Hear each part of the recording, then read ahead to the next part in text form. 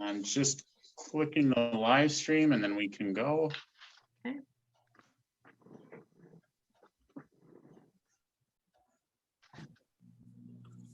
Let me know when you're ready. Okay, we're ready to go, Mayor. It's just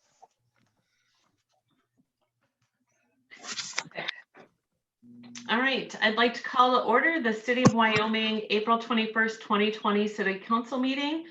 Let the record reflect, we do have a quorum. Member Luger, Member Schilling, Member Yeager, and Mayor Iverson are present at this time. Member Zeros is not on our call. I would like to read a brief statement. Good evening. We greatly appreciate our staff, council, and residents adopting to our teleconference format due to the COVID-19 pandemic. Tonight's meeting will be held under Minnesota State Statute 13D.021 that permits a public body to hold a meeting via telephone or other electronic means due to the COVID-19 pandemic. For members of the public, the meeting is being live streamed on the City of Wyoming YouTube page. The Wyoming City Council meeting will be recorded as part of the public record. After each agenda item as read and staff gives a report on the agenda item, I will call upon each council member individually if you have questions on that particular item. If you wish to make a motion or second a motion, please state your name first. All votes on items will be completed by a roll call to meet the standards for the state statute 13D.021. Any questions on that before we get started, council members? I'm good. No questions. No questions. Perfect. All right, so we'll go ahead and get started, and we want to do the Pledge of Allegiance. So we'll do what we did last time. So we'll get started. I pledge allegiance to the flag of the United States of America and to the republic for which it stands, one nation, under God, indivisible, with and liberty and justice for all. All right, we're going to start with open forum. We did have a response back, a response back from Mr. Iliff's questions from our last meeting. So I will be reading those. It comes from Jeffrey Iliffler, address 7660 East Viking Boulevard. He says, in response to the mayor's question about joyriding, and I will say for the record, I don't believe I questioned that. He says, the reason I said testing or joyriding is to close a potential loophole, to state both in another way to say no riding. In response to city administrator's statement, if the rules are changed for Polaris, then they need to be changed for everyone. That is incorrect, he states. Currently, as we established by city staff last summer, there are no rules governing Polaris testing hours. The suggestion I submitted is less restrictive than the off-road vehicle ordinance, which governs the rest of the city. In response to the public works superintendent's comments about proper signage to identify roadside residents wish to see unmowed, I have had my roadside marked with DNR provided roadsides for wildlife signs for a decade or more. I admit they are easy to overlook. By law, I am not allowed to place anything in the right of way, so the signs have to be away from the road. I respectfully request that the Public Works Department tries their best to avoid mowing my roadside. Hopefully these statements help clarify my earlier comments and concerns. And with that, he says, thank you. So Mr. Linwood, I'm going to ask if you do have any comments in regards to Polaris and changing,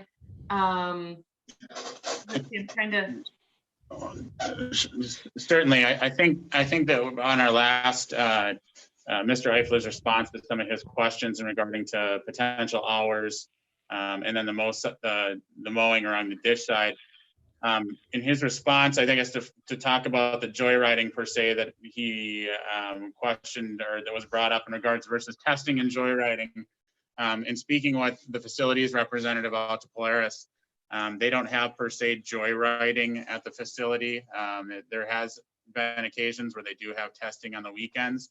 As of right now, There's usually upwards of 1,000 employees at that plant. There's approximately 150 due to the pandemic. So there is significantly less testing than is usually going on. They have utilized some of the south side for the motorcycle strip, but that's been mostly during the week. It's been in that normal hours, the 7 a.m. to 11 p.m. There's been no night testing that both he has identified on their schedule and through Polaris Security. They don't believe that they have had any weekend testing for quite some time, but if the Mr. Eifler could give dates and times, they'd be happy to cross-reference and check those. They do know that there is a dirt bike track across from Mr. Eifler, so they're asking if that potentially has been what he may be hearing. In regards to the hours that he suggested for Polaris, that they don't have to abide by anything right now. They do abide by the same as the industrial district, and that's a 7 a.m. to 11 p.m. Last year, due to some significant issue with some product testing, they did do some hours that was upsetting to a lot of residents in there. For the council members, we went over this last fall. They had an issue that was detrimental to the company, which we asked that if they were going to ever test outside of those hours, to be certain to notify the city and to please notify the residents around them. That was something that was unique in their history of being out there, those strange hours. In regards to the 8 to 6 that he is suggesting, we wouldn't be able to abide just something on Polaris. It's an industrial zone company that would abide by the same as everyone else in regards to that 7 a.m. to 11 p.m. If the council wants to discuss that greater, we certainly could, and as far as that ordinance or that zoning, and then I guess we'll leave it for council comment at that point in time, and then we can move on to the wildlife signs and ditch mowing. Okay, so I'm going to ask council. Member Luger, do you have any questions? I have none. Member Schilling? Madam Mayor, I have none. Member Yeager? Well, I don't have any questions. Okay, all right. Mr. Linwood, go ahead on the next part. I think the response, and I'll let Mr. Superintendent Almgeld comment on this in regards to the signage that's in that ditch and some of the conversations that he's had with Mr. Eifler in regards to our process as far as how we take in consideration the wildlife and the different times of year that we mow. And so, Mr. Almgeld, do you want to speak to that a little bit? Yeah, thank you, Rob. Madam Mayor and City Council members, I have sent correspondence with Jeff many times now with the roadside for wildlife signs that he does. They are out of the right of way, and if we stop mowing there, we would have to have some kind of a program, because there'd be other people that would want to do it too. And so ditch mowing is our weed control program. And so we report to the DNR how many miles of road ditch that we mow. And that is for safety reasons. And we do abide by the DNR and the roadsides for habitat program. We do not start mowing until July 1st. And we do a top cut, it's called. We go one pass by at 7 feet long. And that is what the roadsides for wildlife habitat, the program that Jeff's in, and the DNR recommend. And then we go back in the fall and mow one more time, top cut. And so we're staying the 7 feet. We can go up to 8 feet. And I just feel that if we make exceptions for one person and then we have other as staff turn around and it's going to get mowed again by accident, just so everybody's on the same page with that. And again, I just probably leave it up to council, because that's kind of how the Public Works does the program. I think a little to build on Mr. Almgeld, I think what council to maybe take into consideration, if we make the exception, set the precedent to do it for one individual, where say we're going to not mow his, then if we have other individuals requested, I think it becomes a logistical nightmare for our city or for our Public Works department, and to are there areas, or what are we mowing, and are we going against statute? Are we going against policy, and where do we start and where do we stop? So that's my only concern, but by all means, we can open up for discussion if there's any suggestions or comments. Okay, Member Luger, any questions or comments? Just wanted to clarify, is the status quo that's currently within DNR guidelines correct? Yes, council member. Thank you. Member Schilling? My only comment was going to be, Chuck explained it very well, and the part where mowing, I do believe, belongs to the city. So I don't think we should make an exception for that, because then it will set precedence to do it for everyone then. Okay, Member Yeager? All right, so Mr. Eifler is in a DNR program, and we're mowing according to DNR standards. Is that correct? Yes, council member. Okay. What does the DNR give? Does the DNR support such exceptions in their program? Most people, I believe that you get paid to plant the stuff, and most people plant it not in the right of way. They plant Okay. it in the field. But I think I'm asking more, does the DNR, are there other properties that, let's see, are there other properties in this DNR program that are not mowed? Or are they all mowed? Or are all the right-of-ways in front of the properties mowed? The DNR states that after July 1st, you can mow the first 8 feet, the city can, and we have You were 7 foot more. Please repeat, you were breaking up.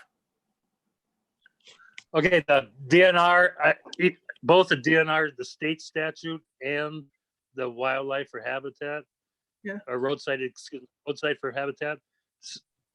After July 1st, you can mow the first 8 feet of the right of way, and that's because the nesting birds are done, and so that's the rule, the statute, and both the DNR state statute and the roadsides for habitat statute. Okay.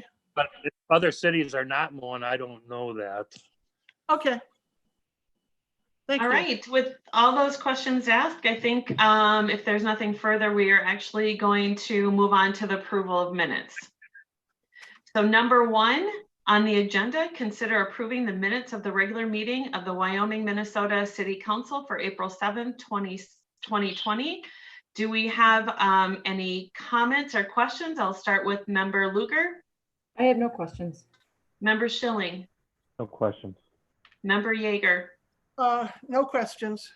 All right, we need a motion to approve the minutes of the regular meeting for April 7th, 2020. Please state your name when you move the motion. Member Luger will make that motion. And do we have a second? Member Schilling will second. We have a second by Member Schilling. Roll call vote, please. In favor, Member Luger. Aye. Member Schilling. Aye. Member Yeager. Aye. Member Iverson is an aye, so they are approved. We'll move down to the consent agenda 2, 3, 4, and 5. Anyone wish to pull an item for further discussion for the consent agenda? Pull number 5, please. All right, we have Member Yeager pulling number 5. Is there any other one? If not, we need a motion to approve consent agenda 2, 3, and 4. Who would like to make that motion? Member Schilling will make that motion. Member Schilling makes the motion, and a second. Member Luger will second. Member Luger has made the second. All in favor by roll call. Member Luger. Aye. Member Schilling. Aye. Member Yeager. Aye. Member Iverson is an aye. So we've pulled number 5. Member Yeager, please ask your question. Okay, give me a minute to get to this, to get to it again. Oh, here we go. Okay, is the medical director? Is the medical director a doctor or a physician's assistant? The medical director is a doctor, and they oversee the first responder program. Okay. And where will the medical director be based? The medical director is part of the M Health care facilities. So I can't say that they're going to be, in Wyoming's facility. There's someplace within that network. I believe that M Health, moves their doctors around. So wherever his office is where he's going to be. But he's a resource for us as part of the Health East Care system to oversee our program and provide guidance when necessary. Okay, but he could be anywhere in the Twin Cities. Correct. It's no different than North Memorial. They operate under the same premise. They don't have a facility in Wyoming, and wherever that doctor is, Okay. oversees the program could be at any one of their facilities. Okay. And then in the contract and on the statement of work, it says that the city will provide an in-kind exchange. There's no monetary exchange, but the city will provide an in-kind exchange or service or items or services. So can you give me some examples of what that in-kind exchange would include? So as the PSA, the Health or M Health is required to provide medical services to our residents and ambulance services. One of the things that we're not required to do as a community is provide first responder services. So that in-kind exchange is primarily what you're going to see is both the police and the fire providing those first responder services to assist our ambulance service within our community. And so there is no monetary exchange. We don't charge M Health or North Memorial for those costs or services. And in exchange, they don't charge us for monitoring the first responder system or the training that comes along with it. Okay, so we're basically just providing the personnel. Correct. Okay. That's all the questions I had. Okay, and for the record, I would just like to say that was Chief Hoppe answering the questions from Councilmember Yeager. All right, with that, Linda, do you want to make a motion to approve number 5? Yeah, Linda moves to approve number 5. And do we have a second? Member Schilling will second. Member Schilling has second by roll call. Member Luger, Aye. Member Schilling, Aye. Member Yeager, Aye. and Member Iverson is an aye, so we've passed that. We move on to acknowledgement receipts of reports of officers, board, commissions, and department heads. I would actually like to just ask a question for from the Public Safety Director, Paul Hoppe. Are there any other ones that need to be pulled for further discussion? I would like to discuss the communications. Okay, do you have a number, Member Yeager? Oh yeah, that would be number 11. Okay, that'll be a communication that Ms. Dumas will be going over with everybody. Okay. So with number 6, report of the Public Safety Director, Chief Hoppe, I would just like you to talk a little bit more about the suicide prevention telephone numbers that we put on our squad cars. Yeah, as we are, just Chief Hoppe responding. As we're kind of facing this COVID response that we're seeing nationwide, one of my concerns is as more people are locked up in their homes or social distancing and staying home, I should say, and the reduction of interaction, between a lot of their core support groups. One of the things that we anticipate is that we'll see more mental health issues as a result of it. Person-to-person interaction and support groups is a big part of everybody's mental health.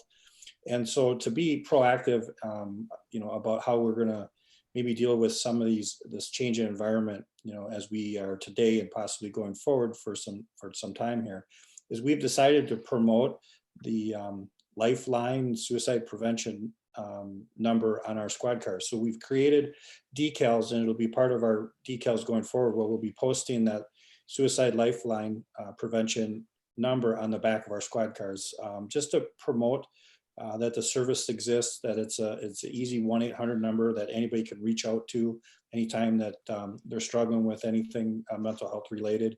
And it's a great resource. It's free. We encourage people that just are struggling in these times to reach out and talk to a qualified person to really help and guide them through these challenging times. So that'll be part of the proactive initiative as we are dealing with COVID-19 and the social distancing and some of the stay-at-home activities. But I think it's an important issue even outside of this. So we're going to make it part of our regular decals on our squad cars going forward. So you'll see those on our cars going forward from this point on. I have to say I'm super excited about this. I know we talked about it probably a month or so ago when we were going through this, but the thing that's really, many things are great about our community and how we support mental illness and the stigma of mental illness and how we're trying to help people through this. And I'm very proud of the fact that we're going to keep these on the squad cars going forward. So thank you for that. I appreciate it. If there aren't any questions from those reports, we're going to move on to number 11. And that would be COVID-19 public engagement survey reports. And I believe Ms. Dumas is actually going to give us a brief synopsis or just kind of talk to us about a little bit. And Member Yeager, you had said you had some questions. So Ms. Dumas, are you ready to present?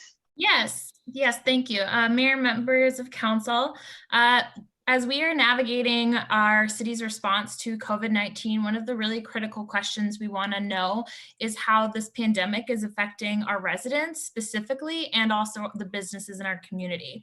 So in order to get that information, we didn't just want to kind of guess or assume how it was affecting them. We wanted to actually have data on that. So we utilized a public engagement survey tool called Pulco to distribute 2 surveys through the city's social media channels, our email communication we have with some businesses, as well as posting on our website.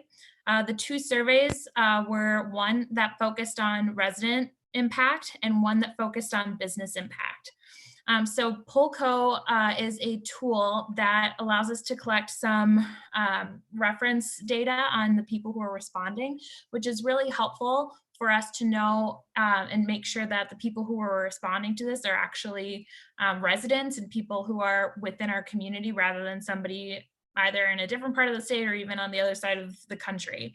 So that's really helpful when we're disseminating these digital surveys, and especially in the context of all of the confusion that can come across with communication around COVID.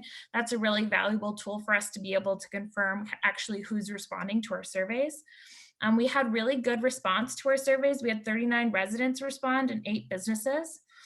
So the reports on all the surveys are attached in your packet, but you can see that one of the biggest issues that our residents are facing is kind of concern just about how long this is going to last, or what this is all the world is kind of going to look like as we navigate our way through this through the next couple months.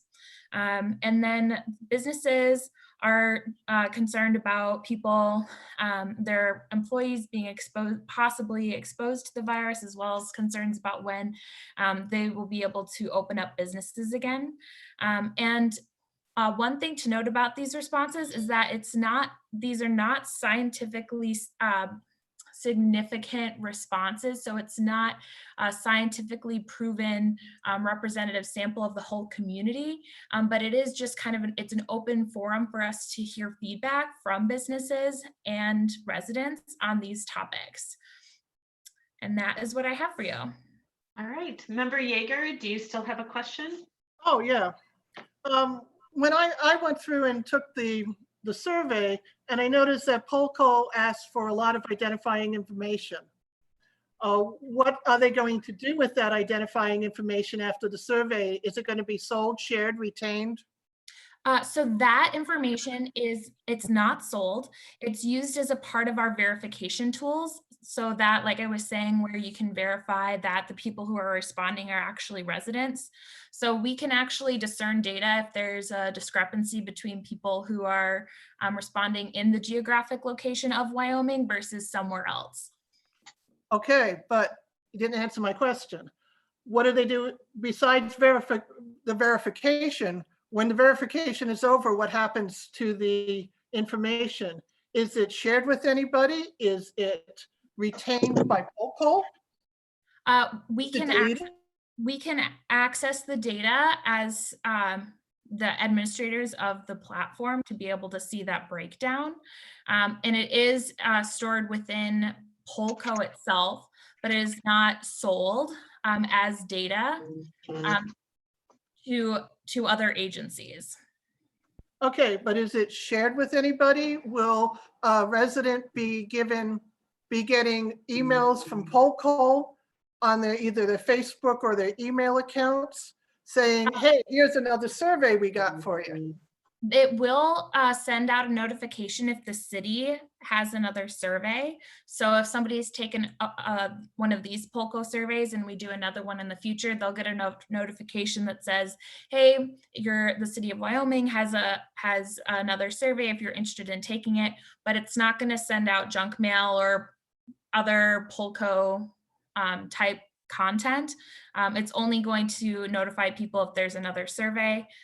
We also noted that people are welcome and invited to share feedback directly with City Hall on any of these topics if somebody is not comfortable filling out a profile and providing that information. For this survey, we did not receive any specific comments outside of the survey itself. But that is something that we are incorporating in our communication as we distribute these types of materials to make sure that we get feedback from everyone, whether they're comfortable filling out a profile or not. Okay. All right, with people filling out profiles and Polco having this information, is there any way for the city to obtain possible identifying information on anyone who's filled out a survey? No. How do they keep that from the city? You said you had access to data. Councilmember Yeager, if I could step in, this is City Administrator Linwood. If Polco, there is a complete confidentiality portion of this that we went through as far as they do not sell, trade, or otherwise communicate any of that information to outside parties or share that information with the city. That's the intent of it. It is a community-based component to the software and to the analytics. So it's something that we took into consideration, and it's something that none of that information is going to be put to a third party, and we're not going to be looking for identifying information from residents. It's a way that we're able to actually verify information of people who live in our community and actually be able to get, like, as Ms. Dumas said, a look into some of the things that they're looking at. And I think we've gotten some good results from this first one and some good participation. So in regards to the privacy, though, I don't think we really have any concerns. Okay, I was more concerned with it when I saw, when I filled it out and saw the information that was being asked of me.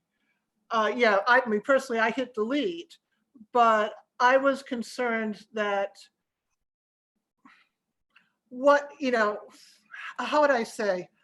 I was not comfortable giving extremely candid answers if I knew that you guys were going to know it was from me. Sure, and we don't see the actual individual. Like I said, as Ms. Dumas said, we see the entirety of the scope of the information, but we don't see the individual's information who fills it out. I think that's an important component to it. And by all means, certainly we are going to have those individuals that are not willing to share their information and don't want to participate in that way, as Ms. Dumas had kind of talked about once again. But it is an important component that is we try to get actual data from our community that we are able to actually verify that they are here, or if they're not here, that's a part of that survey information.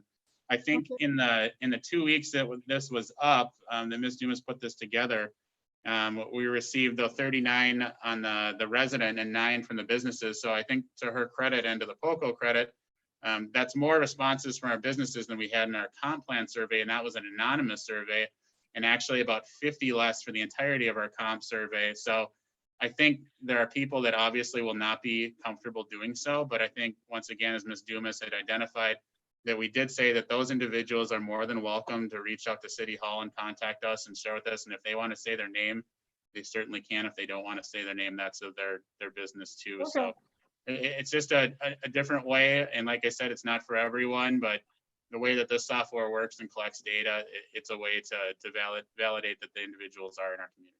Okay. Now, So, Member Yeager, I'd like to ask a couple of questions, please. It sounds like it's been answered unless there's something outside of the topic of well, anonymous.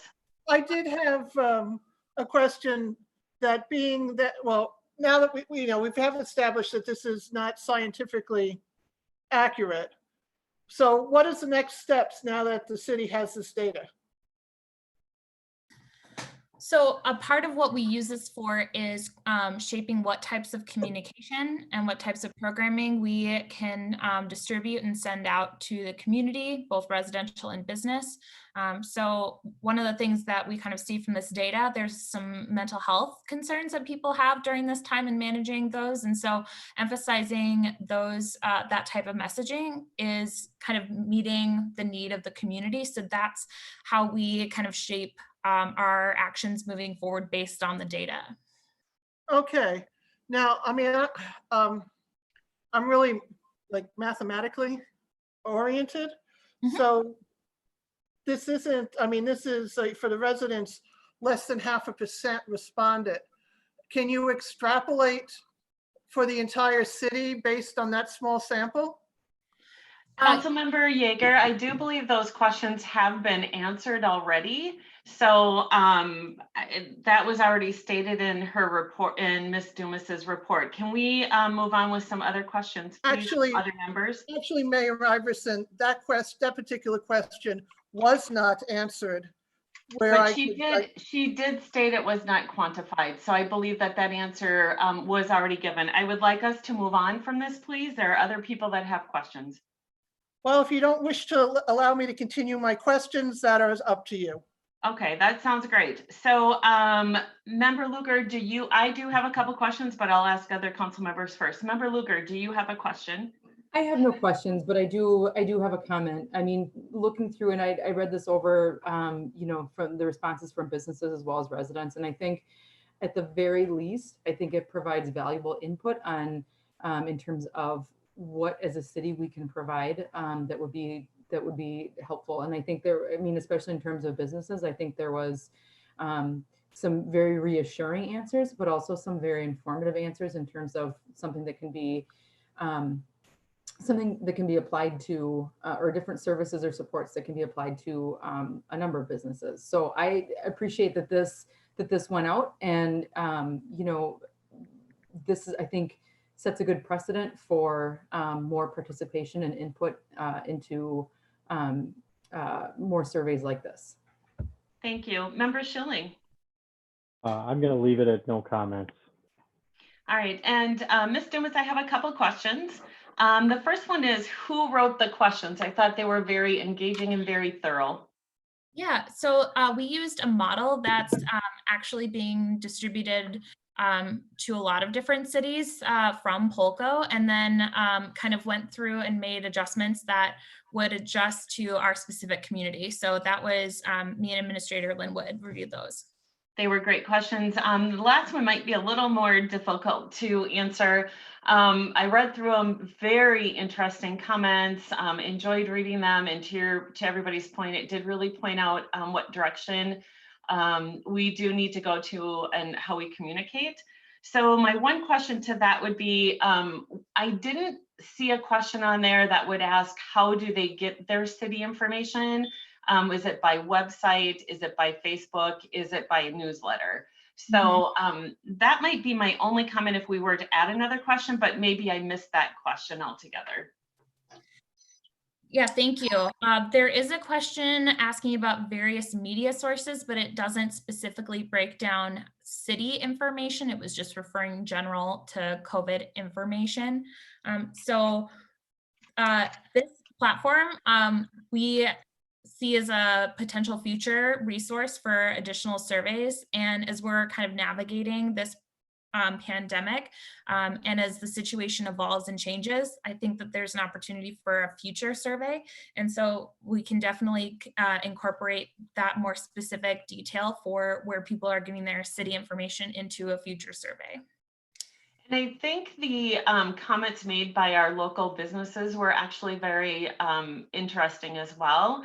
I know that the city has done a really good job with sending out emails to our businesses, to business owners, kind of letting them know the different programs are available and stuff too. So appreciate that, and that people are seeing that as well. So again, thank you very much for that. I'm looking forward to us being able to use that again in different community engagement pieces. So good job, Ms. Dumas.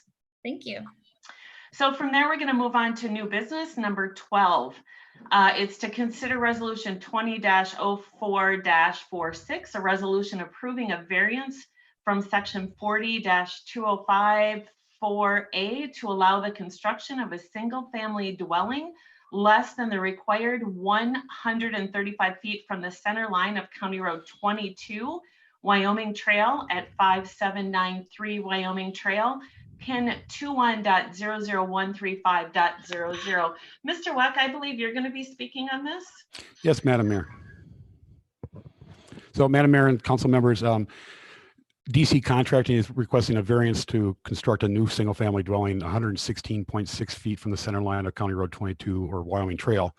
The city's already granted variances to the adjacent property to the west back in 2016, I believe it was, and then also to new homes that be constructed in the Kennedy Estates subdivision that's across the street.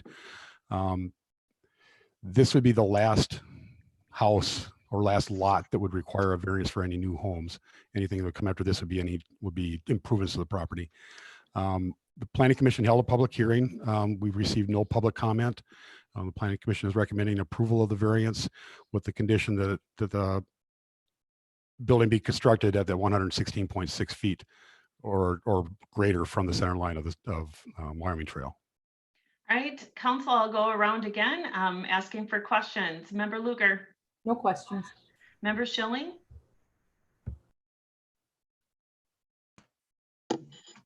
No questions. Okay, Member Yeager. Fred, once this house is built, will it be aligned with the houses on the other side, on either side of the lot? Yes, ma'am. It'll be right in line with the other two houses. Okay, that's it. All right, so with that, we need a motion to approve resolution 20-04-06, providing a variance, and I won't read it from there, but a variance from 135 feet from the center line of County Road 22, Wyoming Trail at 5793 Wyoming Trail. Do we have a motion to approve? Member Luger will make that motion. Okay, so Member Luger makes the motion. Do we have a second? Member Schilling will second. Member Schilling makes that second. By roll call, please. Member Luger. Aye. Member Schilling. Aye. Member Yeager. Aye. And Mayor Iverson is an aye, so it does pass. Number 13, and just for council to know, on the table of contents, that'd be page 113. So number 13 on our agenda, to consider resolution 20-04-47, a resolution approving the purchase of a Caterpillar Model 2242D3 skid steer with attachments, less the trade-in value of the 1999 Bobcat 863 for the state bid price of $59,960. Mr. Almjad, will you be speaking on this? Yes, Madam Mayor. Madam Mayor and City Council members, Public Works has a 1999 Bobcat. The unit has exceeded the requirements and for the replacement of the unit. This unit only has low flow hydraulics and only certain attachments can be used on it. Public Works would like to replace the unit with a Caterpillar Model 242 D3 skid steer with low and high flow hydraulics. This purchase would allow Public Works the ability to purchase attachments to improve the productivity and quality of activities in the Public Works Department. 3 attachments we are requesting are a cold planer, a bucket broom, and a stump grinder. These 3 attachments work with the high flow hydraulics and would enhance activities such as pothole repairs, sweeping small areas, sweeping the millings produced by the planer, and tree removal. The state bid price for the skid loader and the 3 attachments, excuse me, was $71,460. And then the trade-in value on the Bobcat is $11,500. This brings the total to $59,960. The CIP has a $60,000 for the purchase of a new skid steer in 2020 in the equipment fund. A track unit was budgeted for $60,000, but with a tire unit, we can also get the attachments and still stay within the CIP amount. Staff recommends the purchase of the Caterpillar Model 242 D3 skid steer with attachments less the trade-in value of the 1999 Bobcat for the state bid price of $59,960. And with that, I will take any questions. All right, by roll call, please. I will ask questions. Member Luger, I have no questions. Member Schilling, No questions. Member Yeager. When you repair a pothole with this, how does milling a larger area prevent the patch from popping out so you don't have to keep going back? Yes, Councilman Yeager, larger the patch is, it can't lift out of the ground. Okay, Just like on a road, an overlay, it doesn't come apart. okay, cool. Thank you. Thank you. All right, so with that, if there are no further questions, we need a motion to approve. I will make the first motion. Do we have a second? Member Schilling seconds. Member Schilling makes the second. By roll call, please. Member Luger.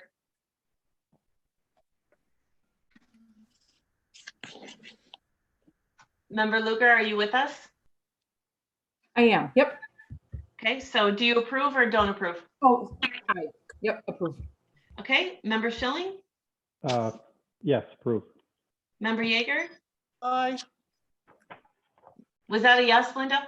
Yeah, that was an aye. Thank you. Member Iverson is a yes, so it does pass. Number 14 on our agenda to consider policy 20-03, a first responder COVID-19 exposure policy. And Ms. Dumas, will you be doing the presentation? Yes, I will. Dear member of council, so we're proposing 2 policies here. This one and one additional one, supplementary emergency leave policy.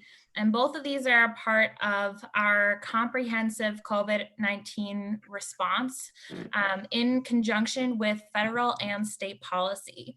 So this policy, the first responder COVID-19 exposure policy, is specifically targeted to a situation in which a first responder has an exposure or potential exposure to COVID-19.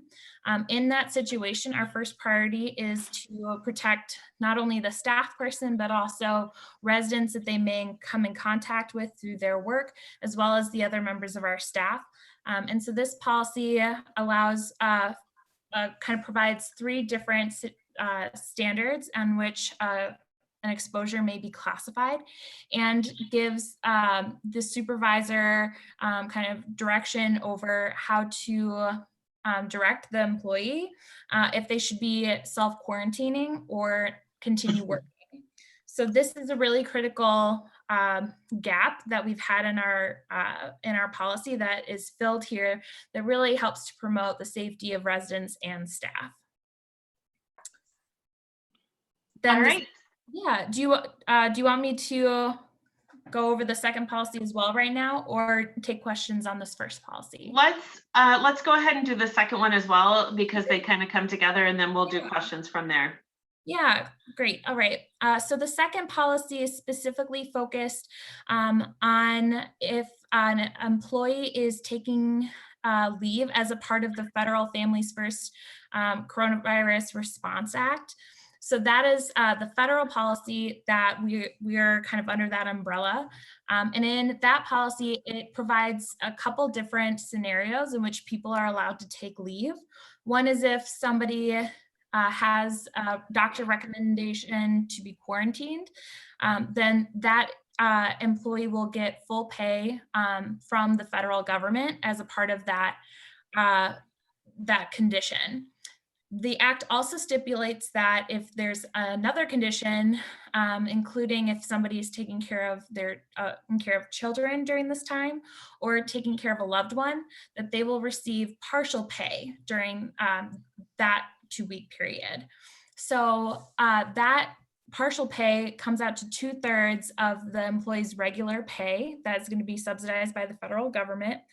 And this policy allows employees to take their own sick comp vacation time that they receive as a part of their standard benefits package through the city to subsidize that 2/3 pay in the case that they would need to take time off for caring for a loved one or for a child.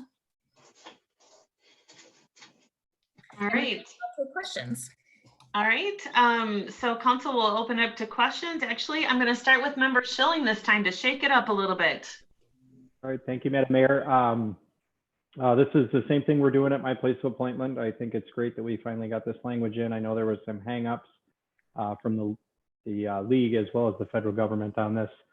So that's all I had, was more or less a comment. All right, and Member Yeager?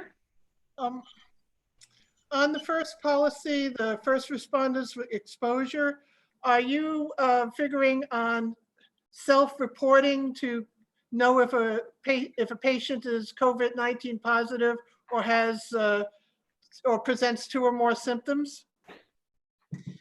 So there's a couple different pieces to this. So first is that, and Chief Hoppe may jump in here as well, but in the case of a known exposure to COVID, employees will be reporting that to their supervisor. And at that point, the supervisor can determine at what risk level the exposure was at.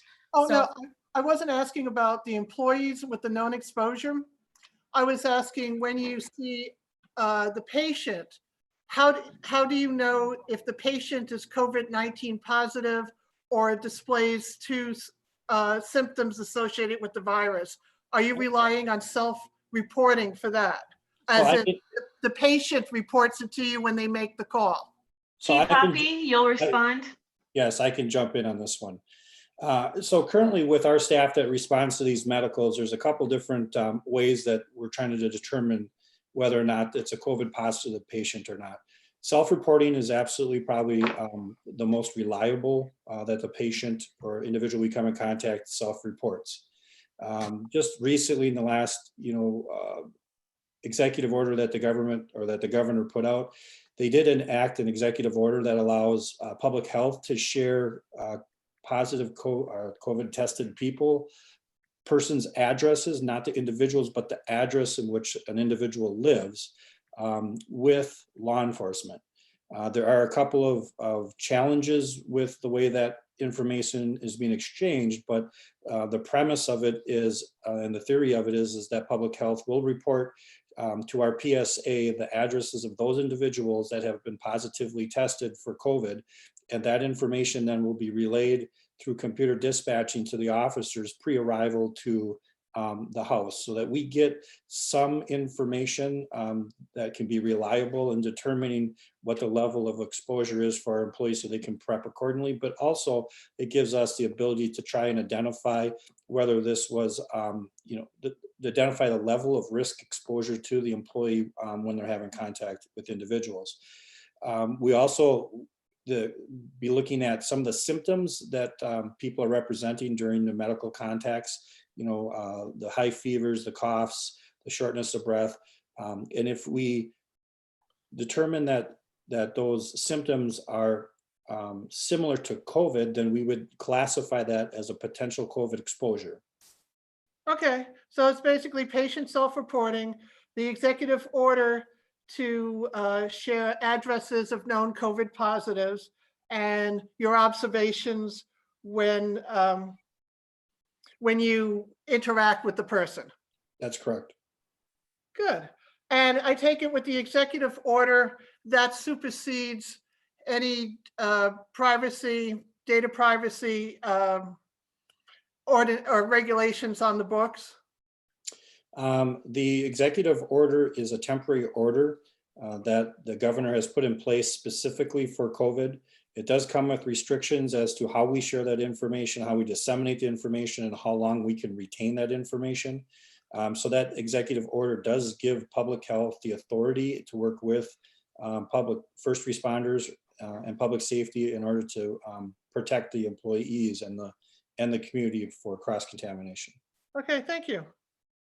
All right, if there are no further questions, we need a motion to approve policy 20-03, first responder COVID-19 exposure policy. I'll go roll call, please. Member Luger? Aye. Member Schilling? Aye. Member Yeager? Aye. And Member Iverson is an aye, so it passes. Number 15, we need a motion to approve. Did I get first and second motions on that, Attorney Lonan? I do not believe you took first and second motions. However, my understanding on this is that it's not a resolution the council. Sorry, yes, it is. No, it's, No, it would need to require a motion to approve it though. Okay, and did I do that first? I'm sorry. you did not. No, there was No. there was no first and second on this. Okay, so we need to go back to that, right? Correct. Okay, so I need a motion to approve policy 20-03, first responder COVID-19 exposure policy. You would think this is the first time I've done this, so I apologize for that. Member Schilling makes the motion. Member Schilling makes the motion. Do we have a second? Member Luger will second.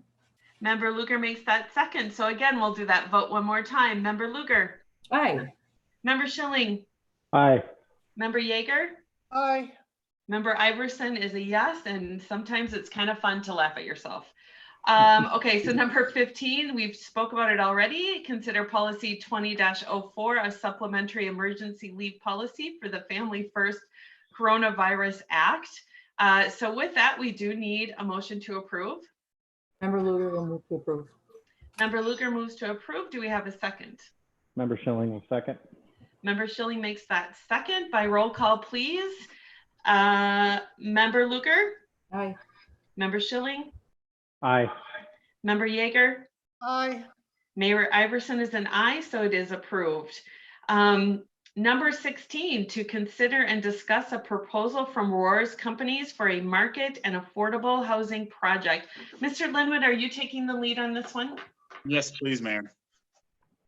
Mayor and members of the council, the item that's before you tonight is for a proposal from Roars Companies Incorporated. You are all familiar with Roars and the proposal that they did last year. It was a similar proposal to this one, only this one being a bit of a change in regarding that last year's was approximately 49 units, where this one is 66. So they feel to better meet the needs of the community, and then also for their chances at the 9% tax credit grant from Minnesota Housing Finance Agency, that this will position them better to do so. At this point in time, this proposal went to the Wyoming EDA. They did make a recommendation to move forward and have staff begin due diligence with financial consultants, and then having conversation with Roars in regards to the potential subsidy or TIF that they'll most likely be asking for from the city. So this will also be going to the Chisago County HRA EDA. As you know, they are our shared owner on this land. That'll be happening on the 28th of this month for their review. So with that, if there's any questions on this, I'm happy to answer them. But tonight we're just asking the city council essentially for a motion to move forward and allow staff and consultants to begin due diligence for this project with Roars. All right, with that, council, I'll go around and see if anybody has questions. Member Schilling, you're up again first. Can you hear me? Yep. Okay. I have no questions with this. I'm for moving this forward, just based on we're making the changes because we weren't granted that 9% last year, from what I understood. So. Perfect, thank you. All right, Member Luger. No questions. I am definitely in favor of moving forward with it, though. All right, Member Yeager. Rob, is this a 66 unit or a 76 unit? I'm looking at the chart on page 135, Okay. and when I add it up, I'm getting more like 76. I believe the intent of the developer, I'll confirm that with the developer, Councilmember Yeager, was 66. I'm scrolling to that table right now to look and see what you're looking at here too Right. in regards to it. But I think Because I see 16 market rate units, 8 on top. I don't know if those on top are the affordable subsidized, how it's characterized, and 29, 39. yeah, I think I agree with you. It appears that their table doesn't necessarily match what they have proposed in the document, the 66. I'm quite certain the number is 66, but I will ask them to give us an update of that proposed unit mix after looking at this. I would agree that it doesn't shake out to that 66 as they had identified in the document. Right, and then in this table, is everything above the 3 market rate categories, is that all considered affordable, or is some affordable, others subsidized? This would all be right now just affordable in regards to the proposal. So you would have the components that are just market, and then you would have the other ones based on those rent limits, as you can see in there. Yeah. To the values all over there, but it would be strictly affordable. Okay, but those are all, because I see a break between the efficiency in 2 bedrooms and then 1 bedroom and whatnot, where there's the rent limit, the income limit, the 30% income limit, then the 60 to 80% income limit. Right, on the income component to it, right. Right. Yeah, I see what you're saying, but it's my understanding, I confirm that with the too, but it is all affordable, that it isn't a need, that this project is not subsidized. It's strictly a combination of affordable and market. Okay, that's all I had. Okay. And Mr. Linwood, and I think Member Schilling might be able to chime in on this. I know that they went up from last year, the amount of apartments. Correct. Last year there were approximately 49 units, and this year up to the 66. Yeah. Okay. Perfect. All right. And Member Yeager, are you for this project to move forward? Well, I found this is difficult doing it online for me. So I found a few more questions. How does the bigger project affect the chances of receiving the housing credits? I don't know the exact formula that MHFA utilizes for this, but Roars did share with us that last year they were very close on their project into receiving the 9% tax credit. And I guess what happens is MHFA will actually sit down in conference with each applicant, the developer, and they will kind of go through some of the components of the application that may have fell short. My understanding is from Roars that MHFA identified that the project might not have been big enough to meet the criteria based on some of the needs that we're seeing here in our community based on that housing study, and that they felt if they increased the number of units within the project, that would set them up for a better chance to receive that tax credit moving forward in 2020. Oh, okay. And then this is going to be similar as to last year with an option agreement, a letter of support, agreement for a TIF district? Correct. It would be essentially the same exercise. You're completely correct. We would go through an option agreement with both the Wyoming EDA and the Scioto County HRA EDA, and then a letter of support from the city council, and then a resolution for a component of TIF that we'd have to work through with the developer and our financial consultants to see what that meant. So we're not making the council make any decisions on that tonight. This is just to be able to do that due diligence for the council and then be able to bring it back and to be able to give you good information to make a decision if you'd like to move forward with it. Okay, and then now, from when I was reading the EDA minutes, apparently the realtor listing has lapsed. How does that affect this proposal? The realtor listing has not lapsed yet. The EDA has given a direction to do a non-renewal of the agreement. That letter will be sent out before the end of the month. From there, once that, I believe it's June 30th that the actual agreement goes through. And then after that, we are still tied into the document if we were to have any sale of the property, I believe for 6 months as part of that. So we would still most likely be affected by that listing agreement if we were to have an option agreement go forward and MHFA select this project. So there is a 180-day note window where if we do have a sale of the property that we would still have to pay Newmark, Narton, Frank for the listing on this property. Okay, and then if we